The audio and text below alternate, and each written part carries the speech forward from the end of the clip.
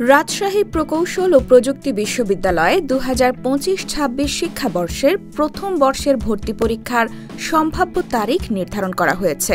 আগামী বছরের ৩রা জানুয়ারি প্রাক নির্বাচনী এবং ২৩ জানুয়ারি নির্বাচনী পরীক্ষা হতে পারে।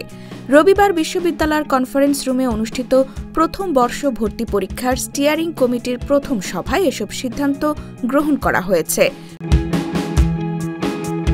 রবিবার বিকালে বিশ্ববিদ্যালয়ের জনসংযোগ দপ্তর থেকে পাঠানো এক সংবাদ বিজ্ঞপ্তিতে বিষয়টি জানানো হয়। সভায় 2025-26 শিক্ষাবর্ষের প্রথম বর্ষ স্নাতক শ্রেণীতে ভর্তি পরীক্ষার সম্ভাব্য তারিখ নির্ধারণ করা হয়। এছাড়া আগামী ৩রা জানুয়ারি 2026 প্রাক নির্বাচনী এবং ২৩ জানুয়ারি 2026 নির্বাচনী পরীক্ষার সম্ভাব্য তারিখ নির্ধারণ করা হয়েছে। এছাড়াও ভর্তি পরীক্ষা সুষ্ঠু ও সুশৃঙ্খল পরিবেশে সম্পন্নের জন্য করণীয় নির্ধারণ করা হয়।